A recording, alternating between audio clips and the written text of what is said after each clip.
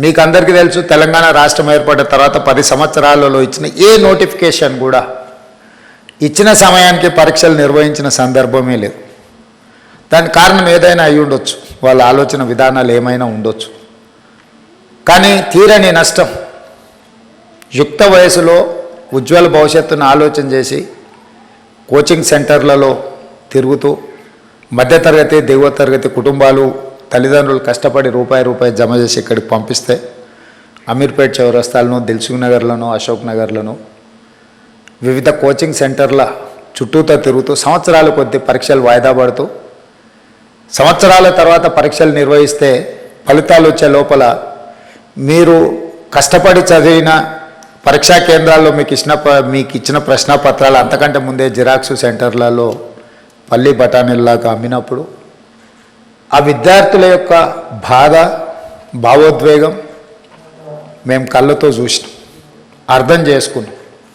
అందుకే వచ్చిన ఎంబడే తక్షణమే తెలంగాణ పబ్లిక్ సర్వీస్ కమిషన్ని రద్దు చేసి ఉన్న వాళ్ళందరినీ తొలగించి యూపీఎస్సీ చైర్మన్ కలిసి, ఎందుకంటే ఇన్ని సంవత్సరాలలో ఎప్పుడు పరీక్షలు నిర్వహించినా యూపీఎస్సీ క్యాలెండర్ డేట్స్ ప్రకారము పారదర్శకంగా పరీక్షలు నిర్వహించింది. ఎప్పుడు యూపీఎస్సీ మీద ఆరోపణలు రాలేదు, నిర్వహణలో లోపాలు కనిపించలేదు. అందుకే తెలంగాణ రాష్ట్ర ప్రభుత్వం ముఖ్యమంత్రిగా నేనే స్వయంగా యూపీఎస్సీ చైర్మన్ వాళ్ళ ఆఫీస్కి వెళ్ళి కలిసి అక్కడ మన అధికారులందరినీ, చీఫ్ సెక్రటరీ గారితో సహా అందరినీ తీసుకెళ్ళి అక్కడ అధికారులతో సంప్రదించి తెలంగాణ పబ్లిక్ సర్వీస్ కమిషన్ను కూడా కంప్లీట్గా పునర్వ్యవస్థీకరించి యూపీఎస్సీ తరహాలో మార్పులు చేసి ఎంబడే నోటిఫికేషన్స్ ఇచ్చినాం. ఆ నోటిఫికేషన్లో భాగంగా గ్రూప్ 1 ప్రిలిమ్స్ కంప్లీట్ చేసినాం, మెయిన్స్కి ఇప్పుడు ప్రిపేర్ అవుతున్నారు.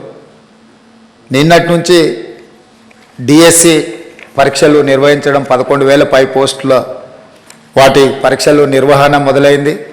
Group 2 and group 3 November and డిసెంబర్లో పరీక్షలు నిర్వహించడానికి పిల్లలు సహేతుకమైన ఆలోచనతో గ్రూప్ 2 అండ్ 3 సిలబస్ సేమ్ ఉంటుంది. మేము ఇప్పుడు డిఎస్సి పరీక్ష రాసినంబడే గ్రూప్ 1కు ప్రిపేర్ అవుతాం, మళ్ళీ గ్రూప్ 2 ప్రిపేర్ అవ్వడానికి కష్టం అవుతుంది అని అంటే వాళ్ళు చెప్పిన సమస్యలో కొంత విషయం ఉన్నది. కాబట్టి మా బట్టి విక్రమార్క గారు ఎంబడే public service commission chairman Mahender Reddy గారితో మాట్లాడి ఈ విధంగా విద్యార్థులు లేవనెత్తుతున్నారు, ఇందులో కొంత విషయం ఉన్నది, మీరు ఆలోచన చేయండి అంటే తక్షణం పబ్లిక్ సర్వీస్ కమిషన్ కూడా గ్రూప్ 2 పరీక్షల్ని గ్రూప్ 3 పరీక్షలతో పాటు నవంబర్ అండ్ డిసెంబర్లో నిర్వహించడానికి ముందుకు వచ్చాను.